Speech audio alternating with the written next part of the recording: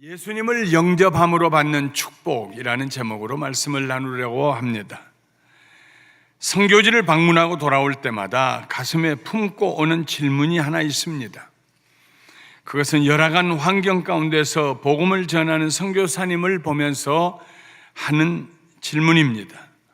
무엇이 저들로 하여금 이런 오지에 남아서 복음을 전하게 할까? 무엇이 저들로 하여금 이렇게 척박한 땅을 떠나지 못하게 할까? 오랫동안 오지에서 선교하시는 많은 분들이 풍토병으로 고통을 당하고 있습니다. 처음에 선교사로 파송될 때는 꿈도 야무지고 가슴도 흥분되었을 것입니다. 그러나 사람들이 가장 견디기 힘든 감정이 외로움입니다.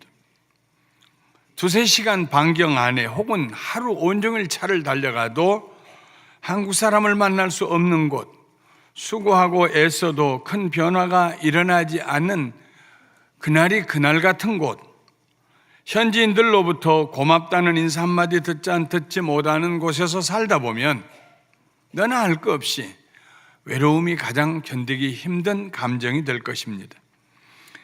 멀리서 단기 선교팀들이 찾아올 때는 잠시 동안 기쁨이 회복되지만 모두 떠나고 나면 그 빈 공간의 무게가 이전보다 더 크게 느껴지는 곳입니다.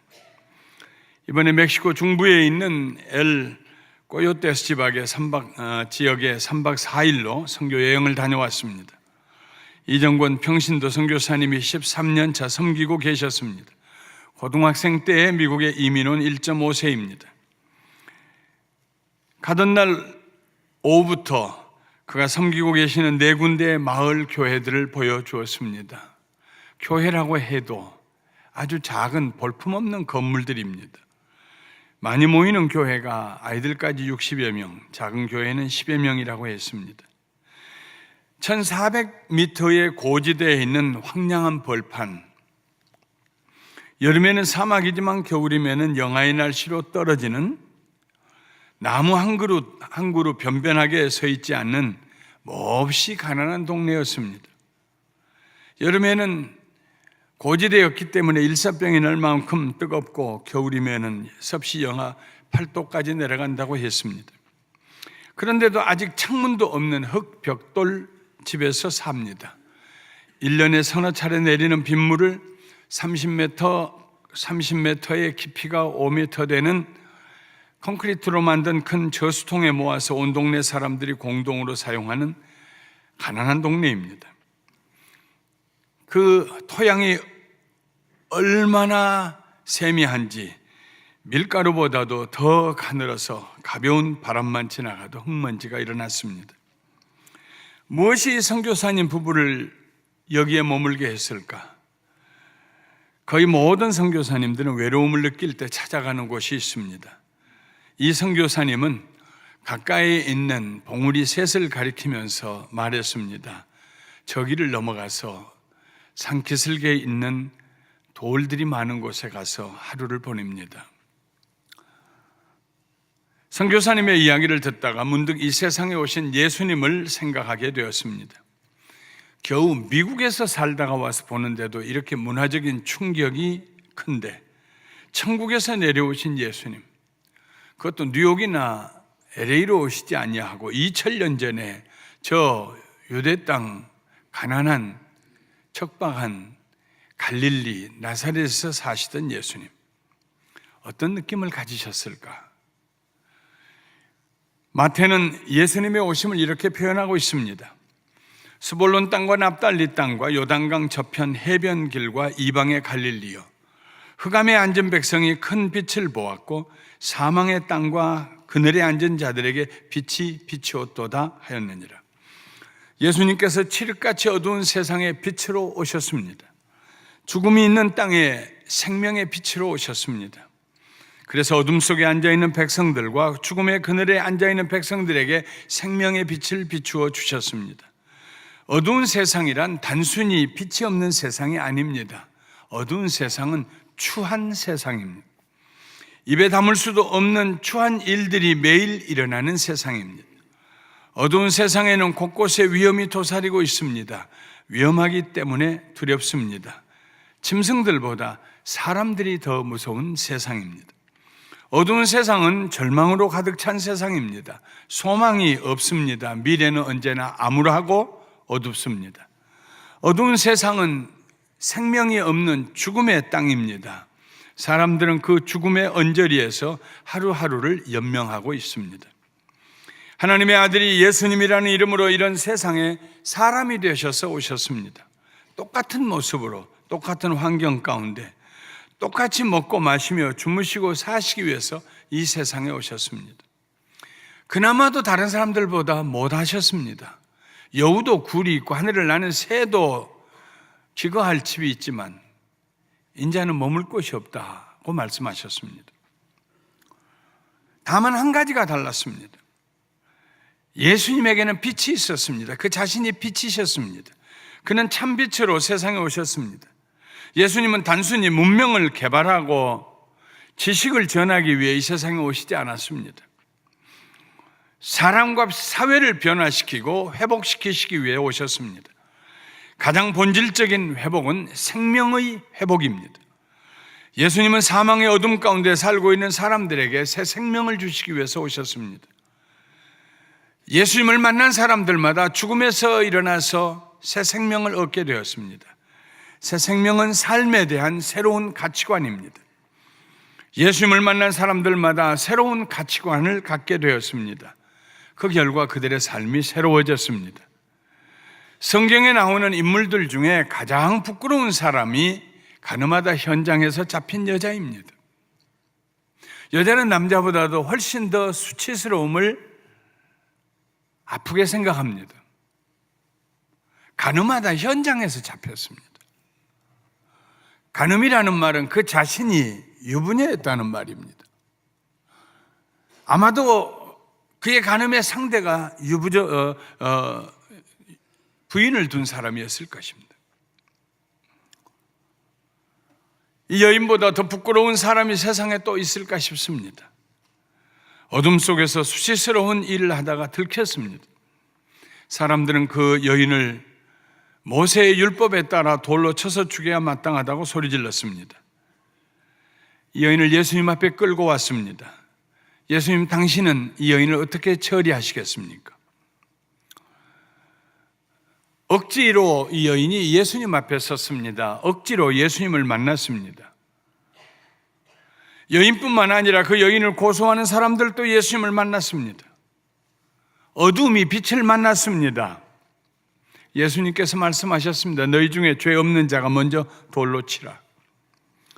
그 밝은 생명의 빛 앞에서 사람들은 하나씩 어둠으로 돌아갔습니다. 어둠에 익숙했던 삶으로 돌아갔습니다. 그 밝은 빛 앞에서 오직 여자만 홀로 남았습니다. 예수님께서 여인에게 말씀하십니다. 나도 너를 정죄하지 아니하노니 가서 다시는 죄를 범하지 말라. 예수님께서 이 여인을 빛의 세계로 이끌어내셨습니다. 철저히 파괴된 상태, 차라리 눈 감고 죽는 편이 나을 것 같은 완전한 절망의 상태에서 예수님은 이 여인에게 새로운 삶을 선물로 주셨습니다. 다시는 죄를 범하지 말아라. 다시 너의 삶을 시작해 보아라. 나도 너를 정죄하지 않는다. 죄가 없어서가 아닙니다. 용서를 선포해 주셨습니다. 그리고 새 생명을 선물로 주셨습니다. 저는 이 말씀을 읽을 때마다 이 여인이 그 다음에 어떻게 살았을까를 곰곰이 생각하고 상상해 봅니다. 아무도 그 여인에게 더 이상 손가락질하지 못했을 것입니다. 저녁밥을 지으려고 제정신이 아니었지만 우물로 물을 길르러 갑니다. 동네 여인들이 그 여자를 보고 뭐라고 얘기하려다가 입을 다물고 돌아섭니다. 우리 다 죄인들이지. 누가 이 사람을 정죄하고 손가락질할 수 있겠는가? 그 여인의 삶이 회복되기 시작합니다. 훗날 이 여인은 어두운 세상에 빛을 전하는 전도자가 되었을 것입니다. 나 같은 사람도 희망을 가지고 살고 있잖아요. 용기를 가지세요. 새 소망을 가지세요. 어둠에서 벗어나세요. 예수님을 영접할 때 우리는 새 생명을 얻게 됩니다. 예수님을 믿을 때 옛사람은 죽고 새 사람이 살아납니다. 새로운 삶을 살게 됩니다. 사도 바울은 로마서 6장 4절에 이렇게 말했습니다. 그러므로 우리가 그의 죽으심과 합하여 세례를 받음으로 그와 함께 장사되었나니, 예수 죽음 내 죽음, 그의 죽으심으로 우리가 같이 죽고 그가 묻히신 것처럼 우리도 묻혔다. 이는 아버지의 영광으로 말미암아 그리스도를 죽은 자 가운데서 살리심과 같이 우리로 또한 새 생명 가운데 생하게 하려 하십니다. 예수님 부활이 내 부활이 되고 그의 새 생명이 내 새 생명이 되고, 그래서 예수님과 함께 살기 위해서 우리는 예수님을 만날 때, 예수님을 영접할 때 예수님을 통해서 새 생명을 얻게 되고 어둠에서 벗어나게 됩니다. 예수님을 영접할 때 우리는 하나님과 함께 살게 됩니다. 성경에 거처라는 말, 헬라어로 모네라고 하는 말이 2번 나옵니다. 그것도 요한복음 14장에서만 2번 나옵니다. 2번 다 우리가 하나님과 함께 사는 곳을 묘사하고 있습니다. 하나는 이 세상에 있는 우리의 거처입니다. 요한복음 14장 23절에 요한은 말했습니다. 예수님의 말씀을 이렇게 전하고 있습니다. 예수께서 대답하여 이르시되 사람이 나를 사랑하면 내 말을 지키리니 내 아버지께서 그를 사랑하실 것이요, 우리가, 내 아버지와 내가, 그 말입니다. 혹은 성령 하나님까지, 삼위일체 하나님께서 그에게 가서 거처를 그와 함께 하리라. 거처를 그와 함께 하리라. 이 세상에 사는 동안에 우리는 하나님과 함께 삽니다. 우리가 사는 드웰링 플레이스가 하나님이 거하시는 곳입니다. 다른 하나는 저 천국에 있는 우리의 거처입니다. 14장 1절과 2절에 너희는 마음에 근심하지 말라. 하나님을 믿으니 또 나를 믿으라. 내 아버지 집에 거할 곳이 많도다. 거할 곳. 이 거할 곳이라는 단어가 모네, 거처입니다. 성부, 성자, 성령 삼위일체 하나님께서 우리와 함께 이 세상에서 사십니다. 생각해 보십시오. 여러분의 집이 어떤 집이든지 상관할 거 없습니다. 아이고, 목사님 우리 집에 신방 못 오세요. 아이고, 어지러워져 있고, 아이고 우리 사는 집이 그래요, 못 오세요. 저는 거절하시더라도 하나님은 거절하지 마십시오. 예수님은 거절하지 마십시오. 여러분 계신 곳이 바로 예수님이 계신 곳입니다. 우리가 그와 함께 거처를 함께 하리라. 집안에 예수님이 계시는 곳이 되게 해야 합니다.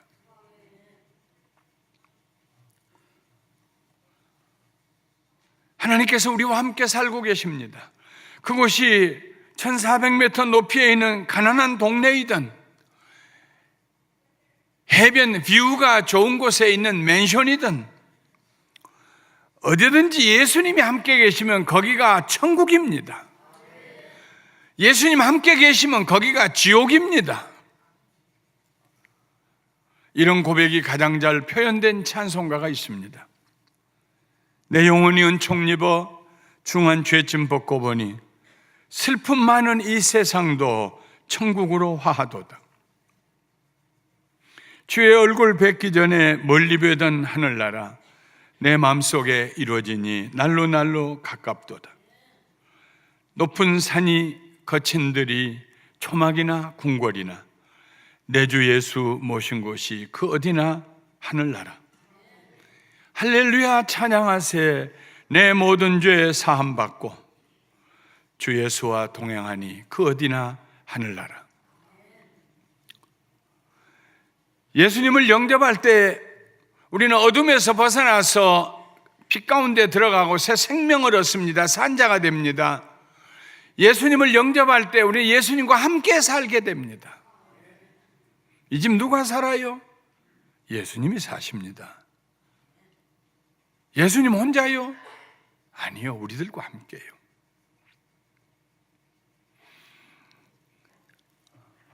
아주 친밀한 얘기를 할 때 멕시코인들이 서로 말합니다. 미카사, 수카사.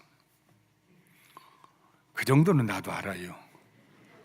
우리 집이 당신 집입니다. 사람에게 할 수 있는 최고의 선의의 말입니다. 사랑스러운 말입니다. 우리가 하나님을 향해서 미까사 쑥가사, 내 집이 주님 집입니다. 예수님을 영접할 때 우리는 한 걸음 더 나아가서 정죄의식으로부터 자유하게 됩니다. 로마서 8장 33절부터 34절에 누가 능히 하나님께서 택하신 자들을 고발하리요? 의롭다 하신 이는 하나님이시니 누가 정죄하리요? 죽으실 뿐 아니라 다시 살아나신 이는 그리스도 예수시니 그는 하나님 우편에 계신 자요 우리를 위하여 간구하시는 자시니라. 우리를 의롭다고 하셨는데, 죄 없다고 하셨는데 누가 우리를 정죄하겠는가? 마음에 죄책감을 품고 사는 사람보다 더 불행한 사람은 없습니다. 죄책감은 용서받지 못한 마음입니다. 다른 사람은 물론이거니와 자기 자신도 자신을 용서할 수가 없습니다. 밖으로는 변명하지만 안으로는 끊임없이 자신을 재판정에 세우고 자신의 죄를 추궁합니다.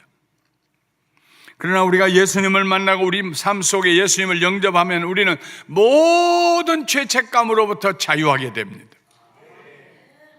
그 대표적인 인물이 바로 수가성 우물가에서 예수님을 만났던 여인입니다. 누가 그 여인에게 아무 말 하지 않아도 그 여인은 스스로 죄책감이 있었습니다. 첫 번째 남편을 버리고 두 번째, 세 번째, 네 번째, 다섯 번째 남편 버리고 여섯 번째 남자하고 살고 있으면서도 마음속으로 이 남자도 틀렸다.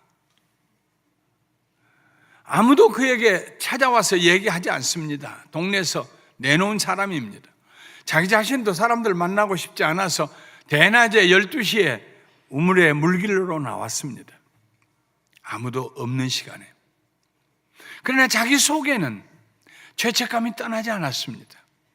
나 같은 여자, 쓰레기 같은 인생, 다시 회복할 수 없는 인생. 그런데 한 유대인이 와서 자기에게 물 한 그릇 달라고 합니다. 시큰둥하는 자기에게 내가 누구인 줄 알았으면 네가 나에게 물을 달라고 했을 것이고 내가 주는 물은 영원히 목마르지 않게 하는 물이 될 것이다. 그래서 얘기가 섞였습니다. 그러다가 마지막에는 그 물을 달라고 하는 분이 그렇게 기다리던 메시아, 하나님이 보내시는 구원자라는 사실을 깨닫게 됩니다. 그리고 물동이를 우물에다가 버려두고 동네로 뛰어들어가면서 외칩니다. 여보시오, 여보시오, 내 말 좀 들어보시오. 내가 행한 모든 일을 내게 말한 사람을 와서 보십시오. 내가 행한 모든 일이 무엇입니까? 예수님을 만나면서 그의 마음속에 그 수치스러웠던 죄책감들, 후회스러운 삶의 죄책감들이 사라졌습니다. 객관화되었습니다. 더 이상 자기에게 무거운 짐이 되지 않았습니다. 더 이상 그것 때문에 사람들을 피할 필요가 없었습니다. 동네로 뛰어들어갑니다. 여보세요, 내가 행한 모든 일을 내게 말한 사람을 와서 보십시오. 그 사람이 그리스도 아닙니까? 우리가 기다리는 기름 부음 받은 메시아 아닙니까? 하나님이 보내시겠다고 우리 조상들이 약속한 분 아닌가요? 그의 말을 듣고 그날 사람들이 예수님에게 왔고 예수님은 제자들과 함께 이틀 동안 거기 머무면서 천국 복음을 전하셨습니다. 예수님을 영접할 때 우리는 새 생명을 얻습니다. 예수님을 영접할 때 우리의 마음의 죄책감이 사라집니다. 예수님을 영접할 때 우리가 예수님과 함께 거처를 함께 합니다. 그리고 예수님과 함께 할 때 예수님을 우리가 영접할 때 부요의식을 가지게 됩니다. 부요의식. 나는 부족함이 없다. 로마서 8장 32절에 자기 아들을 아끼지 아니하시고 우리 모든 사람을 위하여 내주신 이가 어찌 그 아들과 함께 모든 것을 우리에게 주시지 않겠느냐. 아들도 주셨는데, 아들도 나를 위해서 십자가 위에서 돌아가시도록 내놓으셨는데 뭘 아끼시겠는가? 여러분한테 단순한 것입니다. 진리는 아들도 주셨는데, 가난의식은 나는 아무것도 가진 것이 없다는 의식입니다. 아무리 물질적으로 부유해도요, 그 마음속에 난 가진 거 없어. 나는 가진 거. 난 저 사람보다 못해. 그 사람 가난한 사람입니다. 가난한 의식 가운데 사는 사람입니다. 가난이 몸에 밴 사람입니다. 그러나 부여의식은 나는 모든 것을 다 가지고 있다는 의식입니다. 물질적으로 부족한다고 할지라도, 좀 허술한 곳에 산다고 할지라도 나는 모든 것을 가지고 있습니다. 뭘 가지고 있습니까? 하나님의 아들이 나와 함께 하십니다. 아들을 주신 하나님께서 내가 필요할 때 뭘 안 주시겠습니까? 그 많이 가지고 있으면 집만 되지 않아요? 그때마다 얻어야지. 나는 부자입니다. 부여의식을 가지고 삽니다. 세상적으로 보면 바울 사도는 가진 것이 없었습니다. 먹을 것이 없어서 때때로 굶주렸습니다. 바울은 말했습니다. 또 수고하며 애쓰고 여러 번 자지 못하고 줄이며 목마르고 여러 번 굶고 춥고 헐벗었노라. 세상의 서러움 중에 서러움이 먹지 못한 서러움입니다. 이번에 제가 방문했던 그곳에 사는 사람들이 가끔 선교사님 부인을 찾아온대요. 혹시요 말해보세요. 뭐가 필요하세요? 남편하고 애들하고 다 죽고 나니까 난 먹을 게 없어서 혹시 좀 남은 것 좀 있으세요? 바울도 굶주렸습니다. 그러나 그의 마음에는 언제나 자족이라는 부여의식이 있었습니다. 자족함, 만족함, 더 이상 필요 없다는 자족함. 빌립보서 4장 11절과 12절에 내가 궁핍함으로 말하는 것이 아니니라 어떠한 형편에든지 나는 자족하기를 배웠노니 나는 비천에 처할 줄도 알고 풍부에 처할 줄도 알아. 모든 일 곧 배부름과 배고픔과 풍부와 궁핍에도 처할 줄 아는 일체의 비결을 배웠노라. 그 비결이 무엇일까요? 바울 안에 계신 예수님입니다. 부여의식은 물질 세계에서 오지 않습니다. 부여의식은 영혼의 세계에서 옵니다. 천사가 마리아를 찾아와서 예수님이 그녀에게서 태어날 것을 알려주었습니다. 그때 마리아가 이렇게 노래합니다. 내 영혼이 주를 찬양하며 내 마음이 하나님 내 구주를 기뻐하였음은 그의 여종의 비천함을 돌보셨습니다. 보라 이제 후로는 만세의 나를 복이 있다 일컬으리로다. 여종의 나의 비천함을 돌보셨다. 예수님을 영접하면 의식이 바꿔집니다. 나는 비천한 존재이다라는 의식에서 나는 존귀한 자다라는 의식으로 변화됩니다. 의식이 변화되면 말과 자세와 행동이 변화됩니다. 그의 삶이 존귀하게 됩니다. 아무도 그의 존엄성을 훼손할 수가 없습니다. 비굴하지 않습니다. 허리가 펴지고 어깨가 펴집니다. 예수님이 내 안에 계시면은 나는 존귀한 자다. 할렐루야. 나는 더 이상 비천한 자가 아니다. 아무도 나를 손가락질할 수가 없다. 아무도 나를 하등 인간으로 취급할 수가 없다. 나는 하나님의 자녀다. 우리를 존귀하게 만들어 주는 요소는 돈이 아닙니다. 학문도 아닙니다. 지혜나 명성이나 명예도 아닙니다. 내 안에 계신 예수님, 그분 때문에 내 가치가 높아집니다. 그때 내가 하는 일이 무엇이든지 가치 있는 일이 됩니다. 열악한 환경에서, 열악한 선교지에서 선교사님이 기타를 치며 활짝 웃는 얼굴로 찬양하는 모습을 보았습니다. 그의 이빨이 더 하얗게 보였습니다. 땀을 닦으면서 그 추운 날 찬양하다 얘기하다가 몸을 앞으로 굽혀서 또 얘기하다가 주의 보혈 능력이 또 다 찬양을 하다가 저는 그를 쳐다보면서 저분 참 부자구나, 존귀하신 분이구나, 그런 생각을 했습니다. 예수님을 영접할 때 우리는 능력의 사람이 됩니다. 그 능력은 세상이 주는 능력이 아니라 하나님께로부터 오는 능력입니다.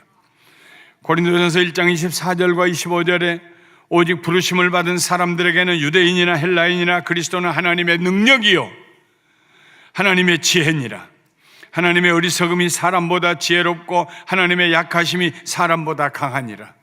하나님이 우리 집에 우리와 함께 거하신다면 우리의 모든 삶은 능력이 넘치는 삶이 됩니다. 힘이 있어요. 심신이 약해 일어날 수 없는 사람이 있는데 그에게 좋은 약을 지어 먹이면 새 힘을 얻어서 일어납니다. 마찬가지로 우리는 예수님 안에서 능력을 얻게 됩니다. 예수님 안에서 우리는 할 수 있다고 고백합니다. 사탄의 유혹을 분별할 수 있는 능력이 우리에게 있습니다. 죄를 이길 수 있는 능력이 있습니다. 선을 행할 수 있는 능력도 있습니다. 용서할 수 있는 능력도 있습니다. 다른 사람을 위로하고 격려하며 세워줄 수 있는 능력도 있습니다. 내 것을 나눌 수 있는 능력도 있습니다. 우리에게 능력 주시는 자 안에서 우리는 모든 일을 할 수가 있습니다. 예수님을 영접하는 자는 능력이 있는 삶을 삽니다. 나 아무것도 못해. 아무것도 못해요. 예수님을 모시고 사는 사람은 그런 말 하지 않습니다. 글쎄요, 내가 어디까지 할 수 있을지 모르겠습니다만 해보죠. 할 수 있습니다. 예수님께서 세상에 오셨습니다. 예수님께서 사람들을 만나셨습니다. 어떤 사람들은 예수님을 거절했습니다. 어떤 사람들은 예수님을 영접했습니다. 거절한 사람들은 스스로 의롭다고 생각했습니다. 영접한 사람들은 자신이 죄인임을 시인했습니다. 예수님을 거절한 사람들은 자기 인생에 예수님은 필요 없다고 말했습니다. 예수님을 영접한 사람들은 예수님이 자기의 삶에 꼭 필요한 분이라고 말했습니다. 그 결과는 하늘과 땅만큼 차이가 났습니다. 예수님을 거절한 사람들은 어둠 속에서 이를 갈며 살아갔습니다. 맑은 지하수가 있다는 사실을 깨닫지 못한 사람들은 더러운 물을 마시며 살아갑니다. 예수님을 영접하지 못한 사람들은 죄와 악 가운데서 처절한 인생을 살아갑니다. 하나님과 상관없는 삶을 살아갑니다. 정말로 불쌍한 삶을 삽니다. 어떻게 저렇게 살 수 있을까? 어떻게 저런 악한 일을 할 수 있을까? 어떻게 저렇게 뻔뻔스러울 수 있을까? 어떻게 죄를 물 마시듯이 할 수 있을까? 양심도 없는가? 가정은 파탄됩니다. 관계가 파탄에 이릅니다. 어둠에 있어서 아무데나 부딪힙니다. 상처투성입니다. 그러나 예수님을 영접한 사람들은 하나님의 자녀가 됩니다. 천사들이 예수님을 영접한 사람을 보고 말합니다. 저기 하나님의 아들이 있다. 저기 하나님의 딸이 있다. 우리가 가서 그를 섬기자. 예수님을 영접한 사람의 마음에는 하나님을 찬송하는 노래가 그치지 않습니다. 그것은 새 생명의 노래입니다. 하나님과 함께 사는 노래입니다. 죄에서 자유함을 받는 노래입니다. 그것은 부요의식을 가진 사람의 노래입니다. 그리고 어떤 상황에서든지 할 수 있다는 능력을 소유한 사람들이 부르는 노래입니다. 왜 선교사님이 그 열악한 환경에 머물러 계실까요?